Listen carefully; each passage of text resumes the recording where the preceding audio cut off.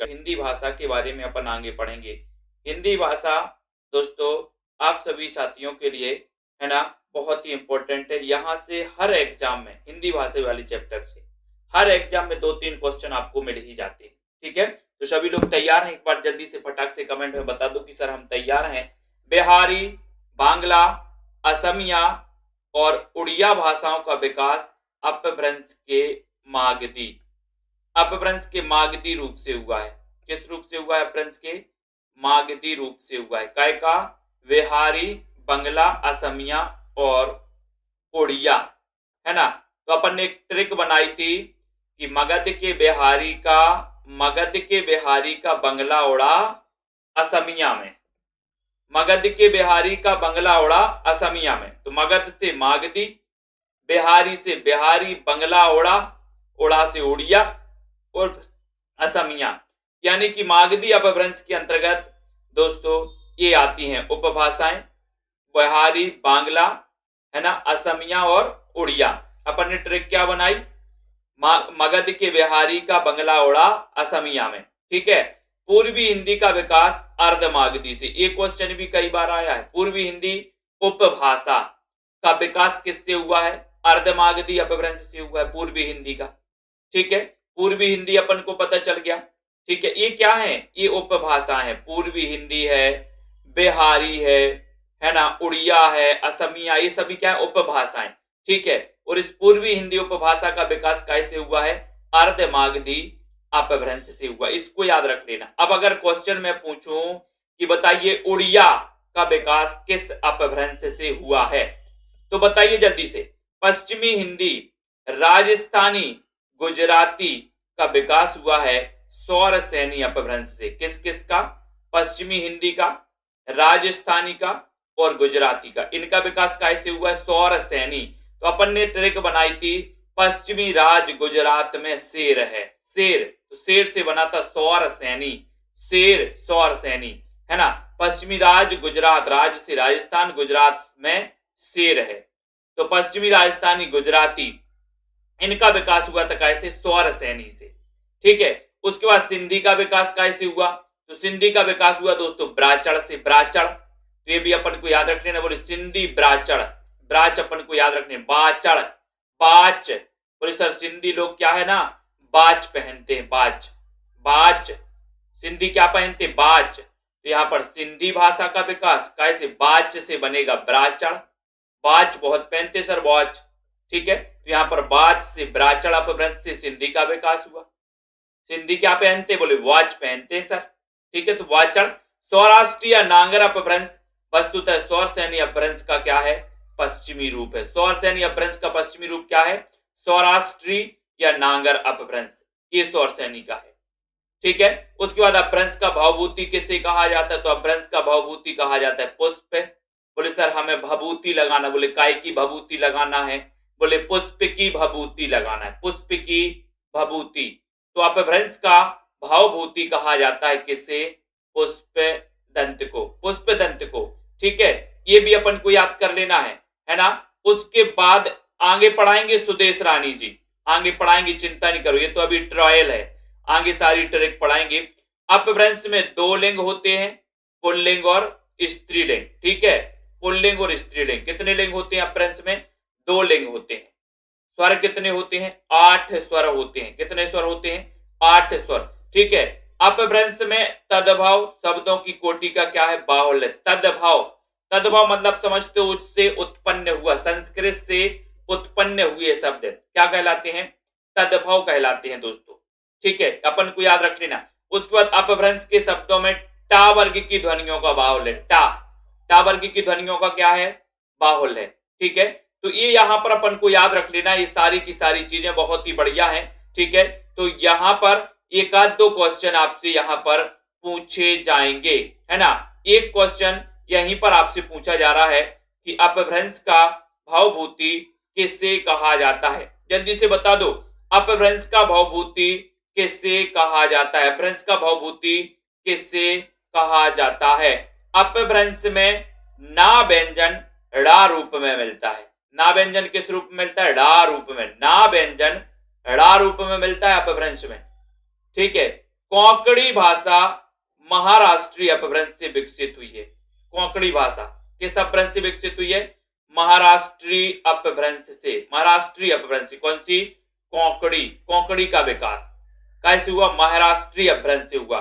ठीक है, और महाराष्ट्रीय अपभ्रंश से और किसका विकास हुआ है? मराठी। मराठी का विकास हुआ है कैसे? महाराष्ट्री से। ठीक है, तो ये अपन को याद कर लेना। उसके बाद यहां पर आते हैं अपभ्रंश काल 10वीं शताब्दी तक माना जाता है, परंतु अपभ्रंश जो काव्य है वो 14वीं शताब्दी तक लिखा जाता रहा। ठीक है, डॉक्टर तगारे ने पुष्पदंत की भाषा को मराठी की जननी कहा है। पुष्पदंत की भाषा को मराठी की जननी किसने कहा? पुष्पदंत की भाषा को मराठी की जननी किसने कहा? तो पुष्पदंत की भाषा को मराठी की जननी कहा है डॉक्टर तगारे ने। डॉक्टर तगारे अपन को याद रख लेना। पुष्पदंत की भाषा को मराठी की जननी किसने कहा है? उत्तर है डॉक्टर तगारे। अपभ्रंश का सर्वाधिक लोकप्रिय छंद कौन सा है? तो ये दोहा अपन को याद रख लेना। दोहा अपभ्रंश का सर्वाधिक लोकप्रिय छंद कहा जाता है इसे। किसे? दोहा अपभ्रंश का सर्वाधिक लोकप्रिय छंद है दोहा। ठीक है, डॉक्टर नामवर सेन ने दक्षिण अपभ्रंश को अवैज्ञानिक माना। दक्षिण अपभ्रंश को नामवर सेन ने अवैज्ञानिक है। ठीक है, तैयार रहना, क्वेश्चन अभी पूछे जाएंगे आपसे। राम शर्मा ने प्राच्या को अपभ्रंश का एक भेद माना है। प्राच्या, एक क्वेश्चन आपसे बनता है कि अपभ्रंश में सबसे विवादित क्या है? अपभ्रंश में सबसे विवादित क्या है? तो उत्तर होता है कि सर अपभ्रंश में सबसे विवादित है उसके भेद। ठीक है, उसके भेद। तो राम शर्मा ने प्राच्या को अपभ्रंश का एक भेद किसने माना है? प्राच्या को। तो प्राच्या को अपभ्रंश का एक भेद माना किसने? राम शर्मा ने। ठीक है, आचार्य दंडी ने अपभ्रंश को आभीरों की भाषा कहा है। अपभ्रंश को आभीरों की भाषा किसने? आभीरों बोले। आभीरों को तो दंड मिलना चाहिए। आभीरों को क्या मिलना चाहिए? दंड। तो आभीरों की भाषा कहा है किसने? आचार्य दंडी ने। आचार्य दंडी अपन को याद रख लेना। ठीक है, फिर भरत मुनि ने अपभ्रंश को आभिरोक्ति भाषा कहा है। भरत मुनि ने अपभ्रंश को क्या कहा है? आभिरोक्ति भाषा। ठीक है, बाघ भट्ट और हेमचंद्र ने क्या कहा है? ग्राम भाषा कहा है। ग्राम भाषा किसको? अपभ्रंश को। तो अपभ्रंश से एक क्वेश्चन बनते हैं, अपभ्रंश को आभिरों की भाषा किसने कहा? दंडी ने। अपभ्रंश को अभिरोक्ति भाषा किसने कहा? अभिरोक्ति अपभ्रंश को। भरत मुनि बोले अभिरोक्ति है अपभ्रंश को, अभिरोक्ति। तो अभिरोक्ति भाषा भरत मुनि ने। ग्राम भाषा बाघ भट्ट और हेमचंद्र ने। बाघ भट्ट और हेमचंद्र ने क्या कहा? इसको ग्राम भाषा कहा है ना। और अपभ्रंश को देसी भाषा कहा स्वयंभू ने अपभ्रंश को देसी। तो ये चारों क्वेश्चन आपके लिए बहुत इंपॉर्टेंट हैं। अपभ्रंश को आभीरों की भाषा दंडी। आभीरों की भाषा अपन को याद रख लेना, दंडी। आभिरोक्ति किसने कहा? आभिरोक्ति। तो आभिरोक्ति भाषा किसने कहा है? भरत मुनि ने। ग्राम भाषा किसने कहा? बाघ भट्ट और हेमचंद्र ने। देसी भाषा किसने कहा? स्वयंभू ने। उसके बाद किशोरीदास वाजपेयी, ये इंपॉर्टेंट है, किशोरीदास वाजपेयी ने अपभ्रंश को उड़ाड़ा भाषा कहा। अपभ्रंश को उड़ाड़ा भाषा किसने कहा? आजकल क्वेश्चन बड़े उठपटांग पूछे जाने लगे एग्जामों में, है ना। जैसे क्वेश्चन आ गया अपभ्रंश को उड़ाड़ा भाषा किसने कहा? किशोरी अड़ाड़ा बोले। किशोरी ड़ाड़ा करती है आजकल, किशोरी ड़ा। किशोरी कैसी करती है? बोले ड़ा। किशोरीदास वाजपेयी अपभ्रंश को कहते हैं ड़ाड़ा भाषा। अपभ्रंश शब्द का सर्वप्रथम प्रयोग किया था पतंजलि ने अपने ग्रंथ महाभाष्य में। पतंजलि अपन को याद रख लेना दोस्तों। ठीक है, तो अपभ्रंश शब्द का सर्वप्रथम प्रयोग किसने किया था? पतंजलि ने किया था अपने ग्रंथ किसमें? महाभाष्य में। महाभाष्य, ठीक है, महाभाष्य किसका ग्रंथ है? पतंजलि का। उसके बाद चंद्रधर शर्मा गुलेरी ने अपभ्रंश को पुरानी हिंदी कहा। गुलेरी ने पुरानी हिंदी। और ये क्वेश्चन कई बार आ चुका है कि अपभ्रंश को पुरानी हिंदी किसने कहा? पुरानी हिंदी को गोली मारो बोले सर, है ना। नई हिंदी पढ़ो, पुरानी हिंदी को तो गोली मारो। तो अपभ्रंश को पुरानी हिंदी किसने कहा है? अपभ्रंश को पुरानी हिंदी किसने कहा है? राइट आंसर है चंद्रधर शर्मा गुलेरी। गुलेरी अपन को याद रख लेना। विभा भारद्वाज जी, टीजीटी वालों को प्रैक्टिस भी कराइए। तो प्रैक्टिस सेट डले हैं आपके ऐप में जाके आपको प्रैक्टिस करना है। करिए, वहां बहुत सारे टेस्ट डले हैं, प्रैक्टिस करिए वहां से, है ना। तो यहां पर चंद्र शर्मा गुलेरी ने अपभ्रंश को क्या कहा? पुरानी हिंदी कहा है। और रात में 9 बजे क्लास चलती है जिसमें प्रैक्टिस ही करवाते हैं, उसको अटेंड करिए रोज। तो पुरानी हिंदी किसने कहा है? चंद्रधर शर्मा गुलेरी ने। ठीक है। और एक और अपना नियम समझ लो पहले, कि जब हम पढ़ रहे हैं ना क्लास में, तो यहां वहां की बातें नहीं करना। ठीक है। आपको कोई सब्जेक्ट यहां पर समझ में नहीं आया तो आप तुरंत पूछ सकते हैं, लेकिन यहां वहां की चैप्टर से हटके यहां वहां की बातें नहीं करना है। जो करेगा उसको ब्लॉक कर दिया जाएगा। ठीक है। वो कमेंट नहीं कर पाएगा फिर। ठीक है।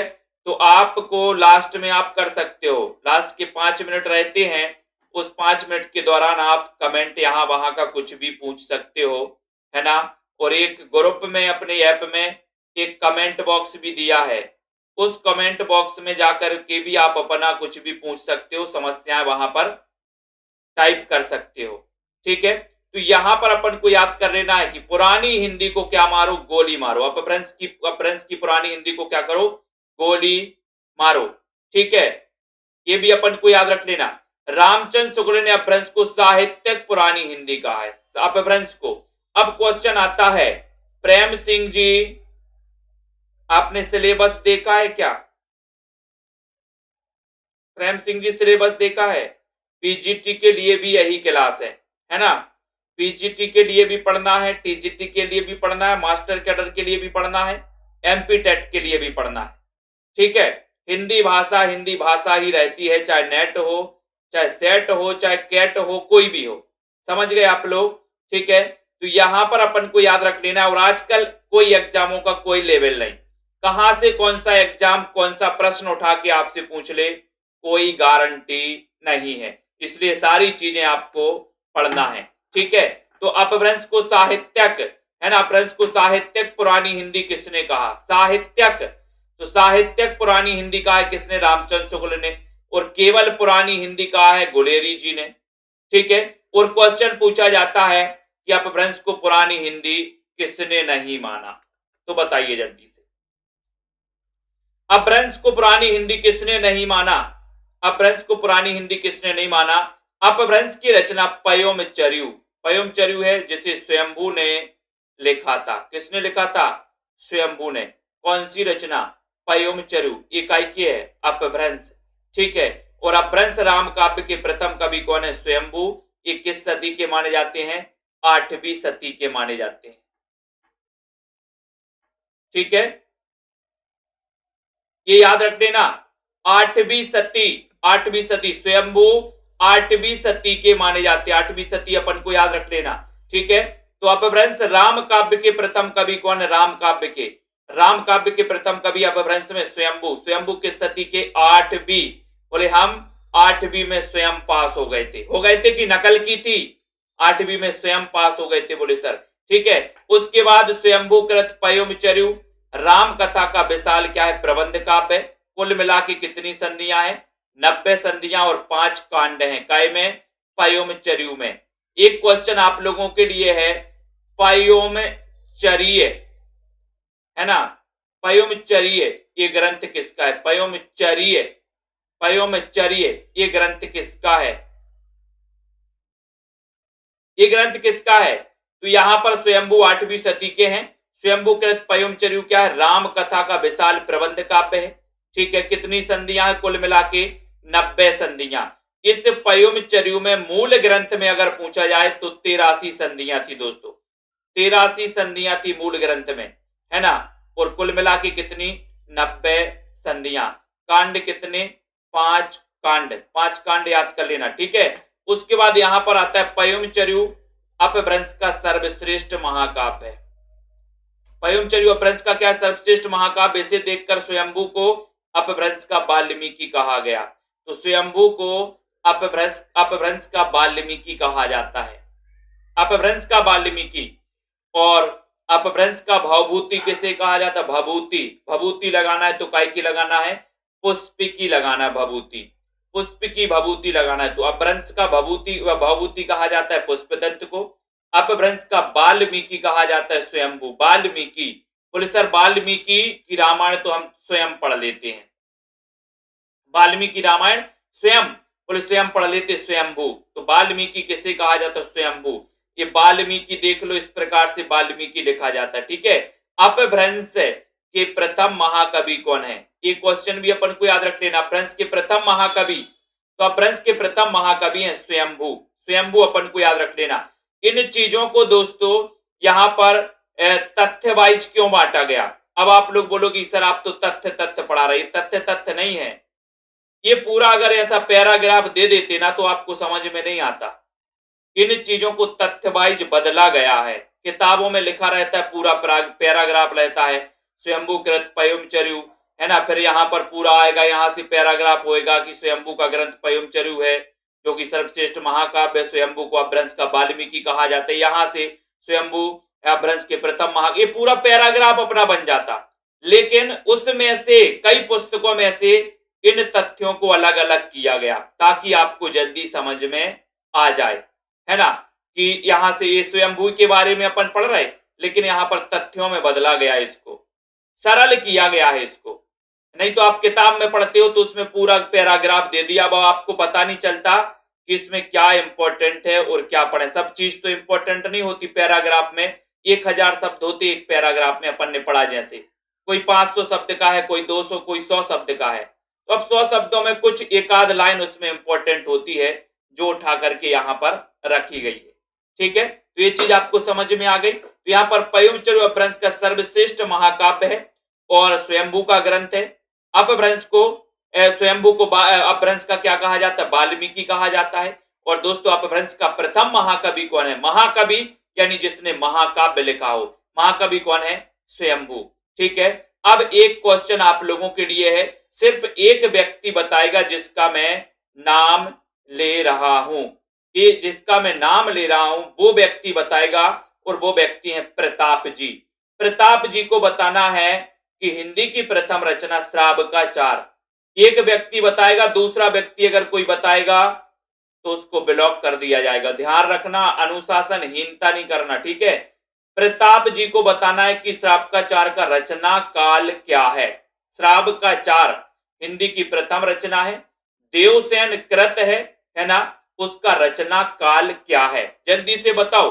डॉक्टर भयाणी ने स्वयंभू को अपभ्रंश का कालिदास, किसने? भयाणी ने। और पुष्पदंत को क्या कहा? भावभूति। अब क्वेश्चन आएगा कि अपभ्रंश का वाल्मीकि किसे कहा जाता है? स्वयंभू।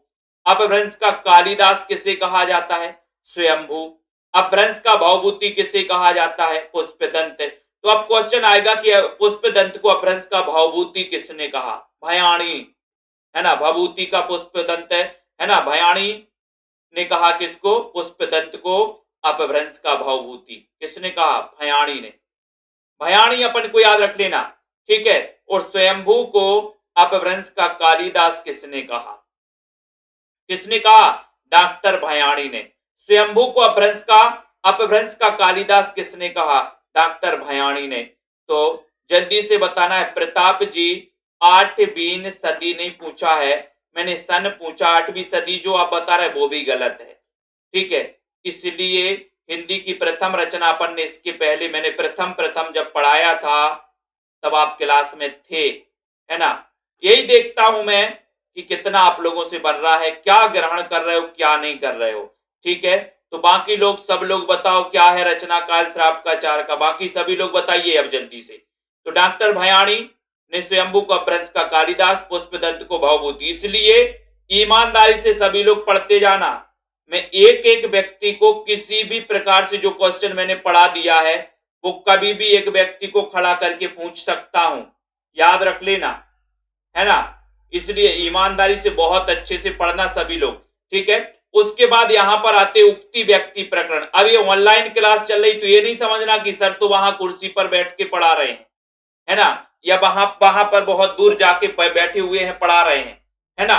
अब आपको ये चीज समझनी है कि अब कमान हमने अपने हाथ में ले ली है, तो हमें कैसे पढ़ाना है आपको वो समझ लेना, ठीक है। और नए स्टूडेंट जितने हैं वो यहाँ हाईलाइट होके कमेंट करेंगे नए नए साथी कितने हैं, नहीं तो पता चला कि इतने लोग देख रहे हैं और 10-12 लोग ही कमेंट कर रहे हैं। सबके कमेंट आना चाहिए, कौन कमेंट नहीं कर रहा है ये भी हमें पता चल जाता है, कौन कमेंट नहीं करता वो भी पता चल जाता है, कौन कितने मिनट वीडियो देखता है ये भी हमारे पास डाटा आ जाता। ना विश्वास हो तो हम आपको शेयर कर सकते हैं, कौन कितने मिनट देखता है और कौन कब वीडियो नहीं देखता ये भी हमारे पास डाटा आ जाता है पूरा। इसलिए पूरी ईमानदारी से पढ़ना सभी लोग, ठीक है। तो यहां पर उक्ति व्यक्ति प्रकरण, दामोदर पंडित की कौशल की भाषा को अपभ्रष्ट कहा है इसने। ये उक्ति व्यक्ति प्रकरण किसकी रचना है? दामोदर पंडित की रचना है। और इसमें क्या कहा है? कौशल की भाषा को अपभ्रष्ट कहा है, अपभ्रष्ट, कौशल की भाषा। अब यहां पर अपन को याद कर लेना, उक्ति व्यक्ति प्रकरण इसके रचनाकार कौन है? दामोदर।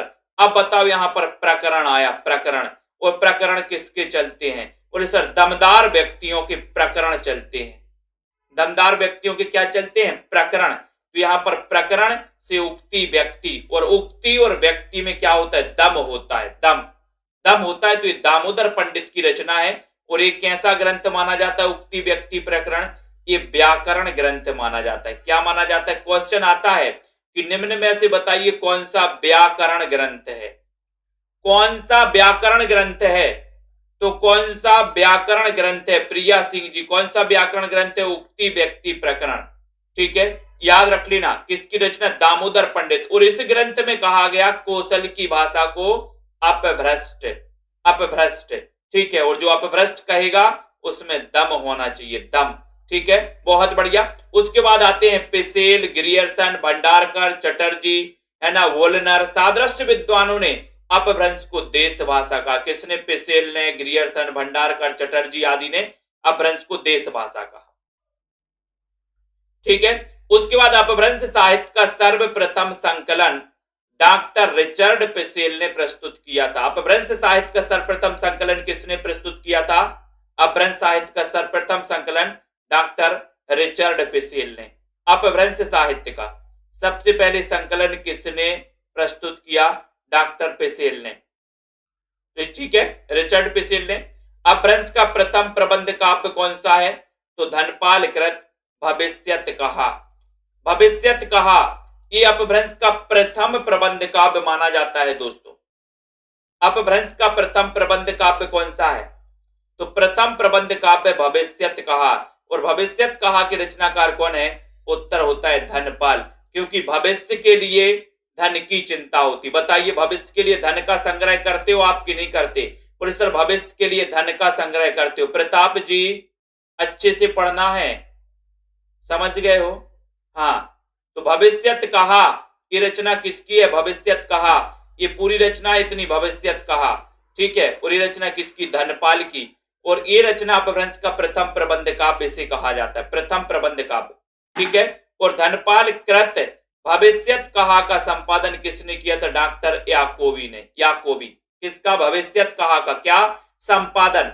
भविष्यत कहा का संपादन किसने किया था? डॉक्टर याकोबी ने, डॉक्टर याकोबी, है ना। नाम सिंधु ने अपभ्रंश के 3 भेद किए हैं, उपनागर, आभीर और ग्राम। आपको पता है ना कि अपभ्रंश का सबसे विवादित पक्ष कौन सा है?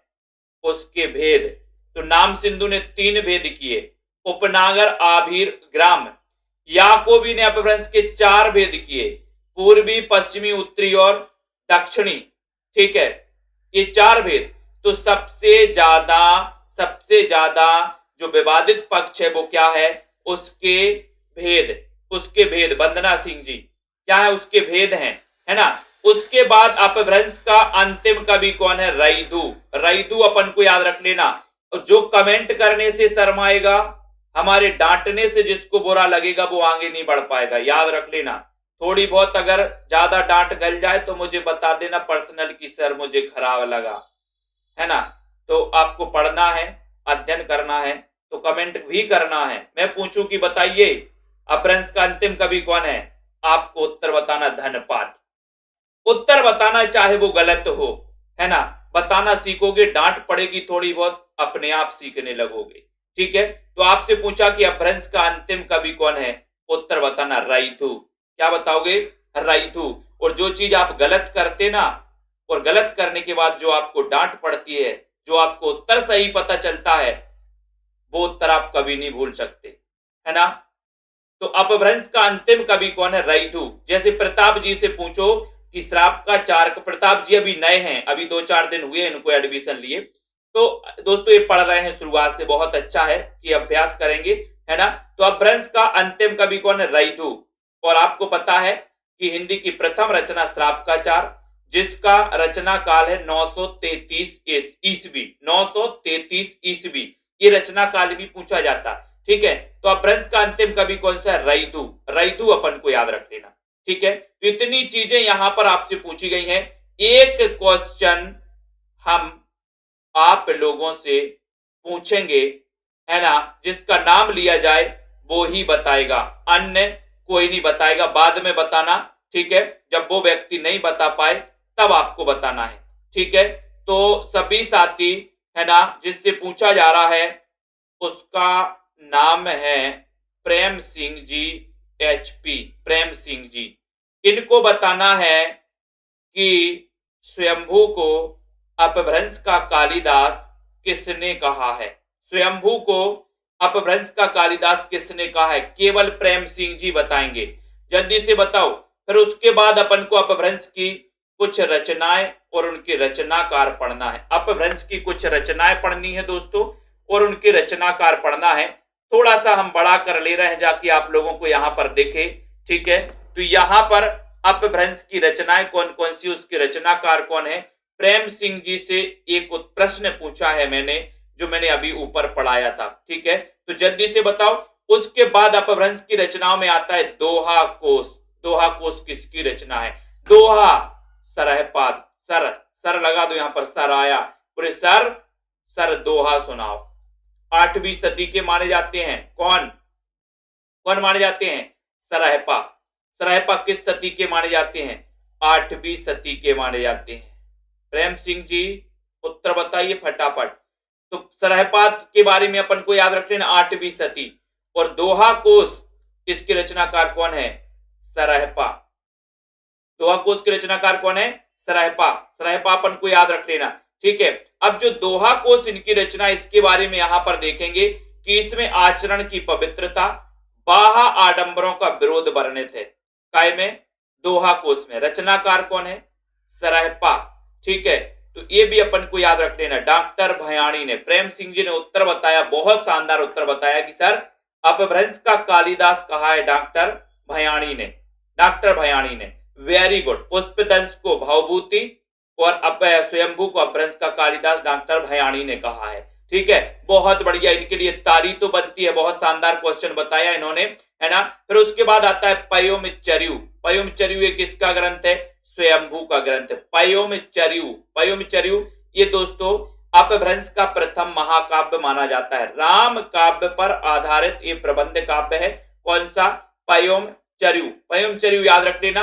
8वीं सदी, 8वीं सदी, जब स्वयंभू 8वीं सदी के हैं तो 8वीं सदी में ही रचना लिखेंगे।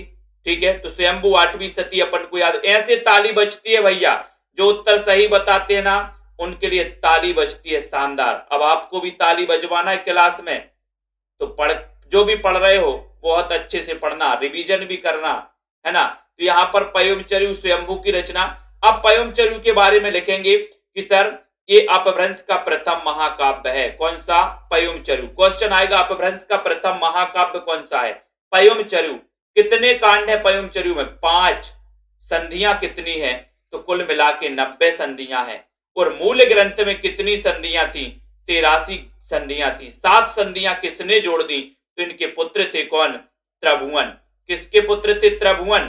त्रिभुवन पुत्र थे स्वयंभू के। उन्होंने इसमें 7 संधियां जोड़ी और कुल मिला के कितनी संधियां हो गई? 90 संधियां। काय में?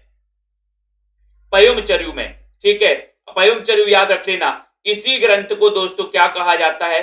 जैनी रामायण कहा जाता है। जैनी रामायण। ठीक है, उसके बाद आते हैं दोस्तों, अगला ग्रंथ है अपना रिट्ठणैमी चरु। रिट्ठणैमी चरु, रिट्ठणैमी चरु, ये रचना भी स्वयंभू की है, 8वीं सदी की। रिट्ठणैमी चरु, ये अपभ्रंश के पूरे जो ग्रंथ हैं आपके लिए मोस्ट इंपोर्टेंट हैं, चाहे वो दोस्तों दोहा कोश हो, चाहे पयुमचर्यु हो, रिट्ठणैमीचर्यु हो। ठीक है, अब इतनी चीज आपको समझ में आनी है कि जब स्वयंभू 8वीं सदी के हैं तो इनकी जो भी रचना होगी वो 8वीं सदी में ही लिखेंगे। सरायपा 8वीं सदी के हैं तो रचना इनकी किस सदी की होगी? 8वीं सदी की होगी। ठीक है, इसको याद रख लेना। तो पंचमी रिट्ठणैमीचर्यु स्वयंभू की रचना है, किस सदी की है? 8वीं सदी की है। 8वीं सदी अपन को याद रख लेना। ठीक है, और यह जैन धर्म का उत्तर पुराण ग्रंथ है, यानी कि इसका एक अन्य नाम है उत्तर पुराण। काय का? रिट्ठणैमीचर्यु। जैन धर्म में इसे उत्तर पुराण कहा जाता है। उत्तर पुराण किसको? रिट्ठणैमीचर्यु। रचनाकार कौन है? स्वयंभू। स्वयंभू अपन को याद रख लेना। ठीक है, उसके बाद दोस्तों यहां पर आते हैं पंचमी चर्यु। पंचमी चर्यु, ये ग्रंथ भी किसका है? स्वयंभू का। अब आप तैयारी कर लो कि पूरे के पूरे ग्रंथ स्वयंभू के आपको लिखना है। ये पंचमी चर्यु, ये भी क्या है? 8वीं सदी की रचना है। ठीक है, स्वयंभू छंद, तो स्वयंभू छंद से तो आप स्वयंभू समझ जाओगे। ठीक है, तो यहां पर कितनी रचनाएं आपने पढ़ी स्वयंभू की? 4 रचनाएं तो यहां पर पढ़ ली। अपभ्रंश का प्रथम महाकवि कौन है? स्वयंभू। अपभ्रंश का प्रथम महाकाव्य कौन सा है? पयोमचर्यु। कितने कांड हैं? 5 कांड। कुल मिला के कितनी संधियां हैं? 90 संधियां हैं। स्वयंभू को अपभ्रंश का कालिदास किसने कहा? डॉक्टर भयाणी ने। अपभ्रंश का वाल्मीकि किसे कहा जाता है? स्वयंभू को कहा जाता है। स्वयंभू के बारे में, स्वयंभू को हिंदी का प्रथम कवि किसने माना? स्वयंभू को हिंदी का प्रथम कवि भी माना है दोस्तों। किसने? राम कुमार वर्मा ने। राम कुमार वर्मा ने स्वयंभू को हिंदी का प्रथम कवि मान लिया। ठीक है, तो ये ग्रंथ है, पयोमचर्यु है, रिट्ठणैमीचर्यु है, पंचमी चर्यु है और स्वयंभू छंद है। ये 4 ग्रंथ स्वयंभू के आपको बहुत अच्छे से पढ़ना है। स्वयंभू के ये ग्रंथ आपसे पूछे जाएंगे स्वयंभू के। ठीक है, उसके बाद दोस्तों यहां पर आता है कुवलय माला कथा। कुवलय माला कथा, ये रचना उद्योतन सूरी की है। कुवलय माला कथा किसकी रचना है? कुवलय माला कथा, तो ये रचना है उद्योतन सूरी। किस सती की है? 9वीं सती की है। कुवलय माला कथा है ना। इस कथा के कुछ प्रसंगों में तत्कालीन बोलचाल की प्रचलित भाषा के सुंदर नमूने क्या हैं? उल्लेखनीय है। तत्कालीन प्रचलित भाषा की काय में? कुवलय माला कथा में। ये रचना किसकी है? उद्योतन। उद्योतन अपन को याद रख लेना, तन आया यहां पर, तन, और तन पे क्या है? बोले कुवलय की माला हम तन में पहनेंगे। कुवलय की माला काय पे पहना है? तन पर। ठीक है, तो अपन को याद रख लेना, कुवलय की माला हम तन पर पहनेंगे। तन, तो तन अपन को याद रख लेना, कुवलय माला तन पर, तो उद्योतन सूरी। उद्योतन सूरी। एक क्वेश्चन है आप सभी साथियों के लिए, जिनमें बताएंगी अर्चना शुक्ला जी बताएंगी। अर्चना शुक्ला जी, इनको बताना है कि सरहपा किस सती के माने जाते हैं? किस सती के माने जाते हैं सरहपा, जिनकी रचना दोहा कोश है। उसके बाद एक रचना है महापुराण। महापुराण दोस्तों ये है पुष्पदंत की रचना, और अपन ने पढ़ा था कि पुष्पदंत 10वीं सदी के हैं। पुष्पदंत किस सदी के हैं? 10वीं सदी के हैं पुष्पदंत, और इनका ग्रंथ कौन सा है? महापुराण। महापुराण है। ठीक है, और आपको याद रख लेना कि इसमें जैन धर्म के 63 सलाहका पुरुषों का जीवन चरित्र वर्णित है। क्वेश्चन आता है कि निम्न में से बताइए वो ग्रंथ कौन सा है जिसमें 63 सलाहका, जैन धर्म के 63 सलाहका पुरुषों का जीवन चरित्र वर्णित है। तब आपको बताना है महापुराण। महापुराण। ठीक है, महापुराण अपन को याद रख लेना। ठीक है, तो महापुराण ग्रंथ के रचनाकार कौन है? महापुराण ग्रंथ के जो रचनाकार हैं वो कौन है दोस्तों? पुष्पदंत। ठीक है, पुष्पदंत अपन को याद रख लेना है। ठीक है, वेरी गुड है ना।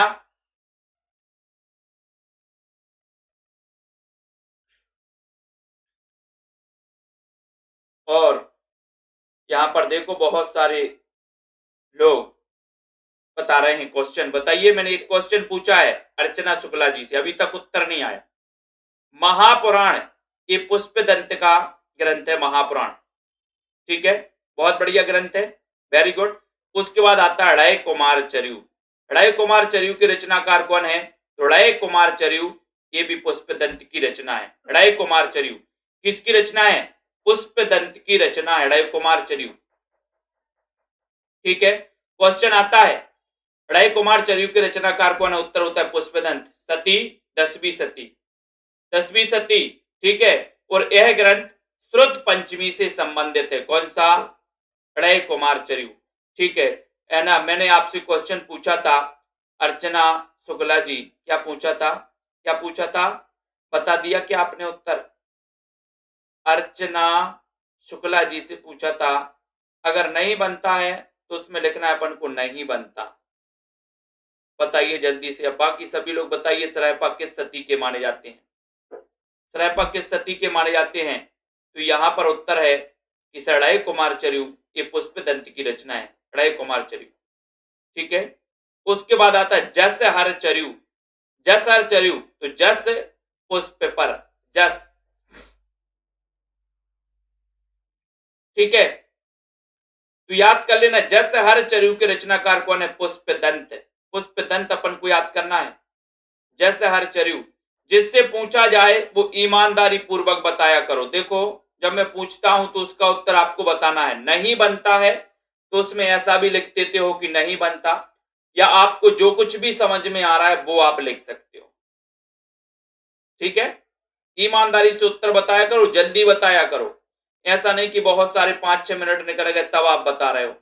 जल्दी बताया करो ईमानदारी से, ठीक है।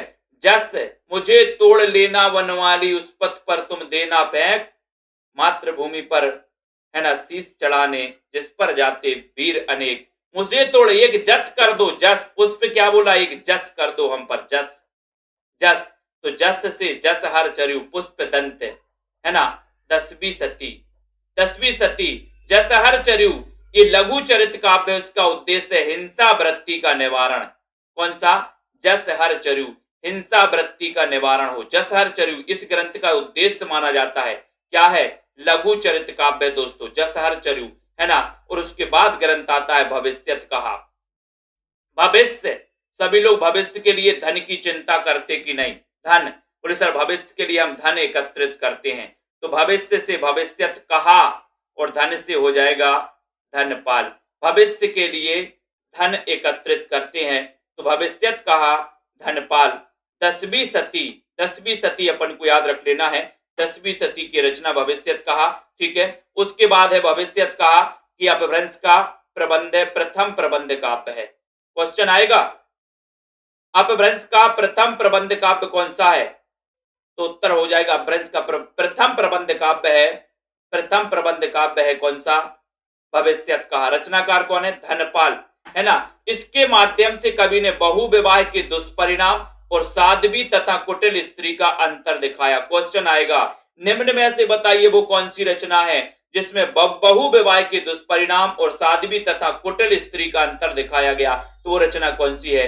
भविष्यत कहा। रचना काल कौन है? धनपाल। इसमें बहु विवाह के दुष्परिणाम और साध्वी तथा कुटिल स्त्री का अंतर दिखाया गया है दोस्तों, ठीक है। एक क्वेश्चन है आप सभी साथियों के लिए, बताना है ड़य कुमार चरयू के रचनाकार कौन है? ड़य कुमार चरयू के रचनाकार कौन है? ड़य कुमार चरयू के रचनाकार कौन है? सभी लोगों को बताना है।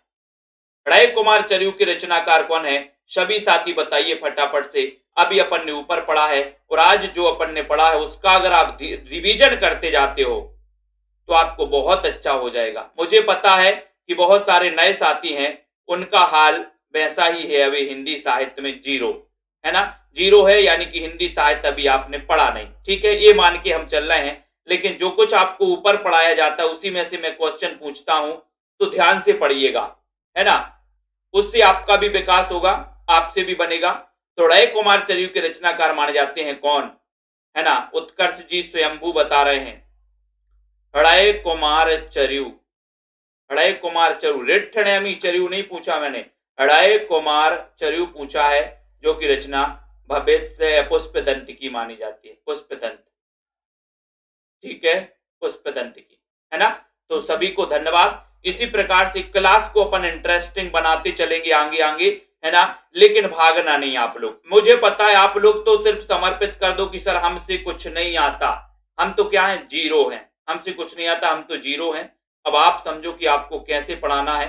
तो जीरो से हीरो अगर बनना है तो सिर्फ उत्तर बताना है ना, उत्तर बताना, जो कुछ मैं पढ़ाता हूं उसको ध्यान से पढ़ना है ना। और ये बिल्कुल भी नहीं समझना कि ऑनलाइन क्लास चल रही है तो हम दूर दूर बैठे हैं। मैं एक एक व्यक्ति का आकलन यहाँ कर सकता हूं कि कौन व्यक्ति वहां बैठ के ध्यान से पढ़ रहा है, कौन नहीं पढ़ रहा है, ठीक है। तो एक एक व्यक्ति का ध्यान से मैं पढ़ सकता हूं, ठीक है। कुमुद सिंगल जी, ठीक है। तो सभी को धन्यवाद, है ना। पढ़ना है, रेगुलर अध्ययन करना है, भागना नहीं है, सारी चीजें आपसे बनने लगेंगी, इंटरेस्ट आएगा, ठीक है। अभी 1 साल डला है और हमारे जो भी साथी एग्जाम आते रहेंगे जाते रहेंगे, लेकिन एक क्लास कंटिन्यू आपने एडमिशन लिया है तो आपको रेगुलर 1 साल पढ़ने को मिलेगा। ये नहीं है कि एग्जाम हो गया तो उसके बाद नहीं मिलेगा, रेगुलर आपके लिए क्लासें चलेंगी, रेगुलर हम यहाँ पर पढ़ते हैं, तो आपको रेगुलर अटेंड करना है क्लासों को, बहुत ही अच्छा स्ट्रांग हो जाएगा, है ना। तो सभी को धन्यवाद। फिर अपन मिलते हैं दोस्तों रात्रि 9 बजे, है ना, अभ्यास के। तो सभी लोग रात्रि 9 वाली क्लास भी सभी लोगों को देखना है, ठीक है। सभी को धन्यवाद, जय हिंद।